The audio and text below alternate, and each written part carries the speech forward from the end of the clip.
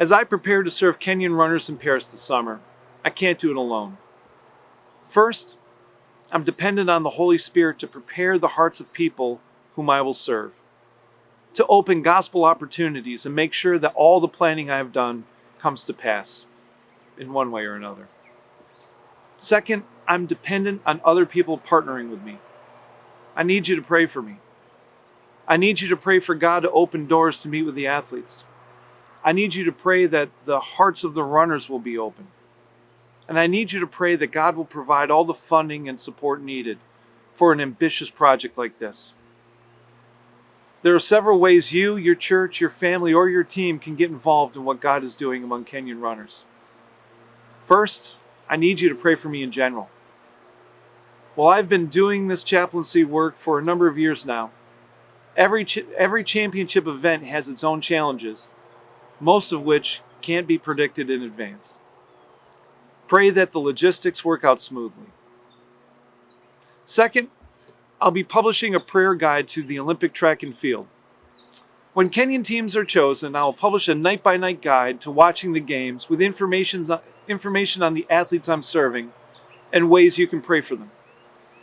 For those of you who are already running fans, I hope this is a fun peek behind the curtain to many of the athletes you cheer for. For those of you who know nothing about professional running, I hope this will engage you and give you another reason to watch the games this summer. Third, I'm going to ask you to donate to my trip this summer. I've identified 3 thresholds of giving. So for about $3,000, I can provide a basic service for the athletes on a bare bones budget. Second, if I raise $4,000, I'll be able to provide print materials more broadly and have enough money to take athletes and management out to lunch, deepening my relationships with them. Third, anything above and beyond $4,000 will enable me to possibly serve these Kenyan athletes during their trials in Kenya and maybe an expanded ministry in Paris. Please check out the investing page on our website for a complete breakdown of the funds I need and what they'll be used for. This year, donations will be made through my church, Union Church of Vernon, Connecticut, and therefore I can offer tax statements for your gifts. Now, some of you may be in a position to simply make a donation out of the provision God has made for you and your family. Others might want to invest in this trip, but feel as if they lack the means. I'm trying to develop an idea I call adventure investing.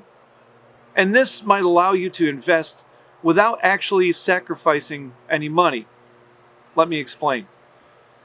One way you could invest adventurously is to replace breakfast and lunch with the staple meal from around the globe, a bowl of rice and beans. If your family were to do this for 5 days, 10 meals, and it doesn't include dinner, and it's not even necessarily a consecutive 5 days, you can give the difference of what your family saves, maybe $50 or more, to what God is going to do in Paris. Another idea is to replace one family activity with a 1 or 2 mile long walk, carrying a gallon of water. Instead of a movie out or bowling, your family can walk the average distance in African walks daily to get water. And you can donate the difference to what God is doing in Paris and the Kenyan team. This type of investing in God's work will not only allow me to travel to serve Kenyan athletes, it has the potential to get you, your family, your church, or your team invested, not just in me, but in the lives of people I'm traveling to serve. I can't do this alone, and I look forward to partnering with many of you, regardless of how you're able to participate. For details on how to donate, please click the donate button and feel free to email me with any questions. Thank you.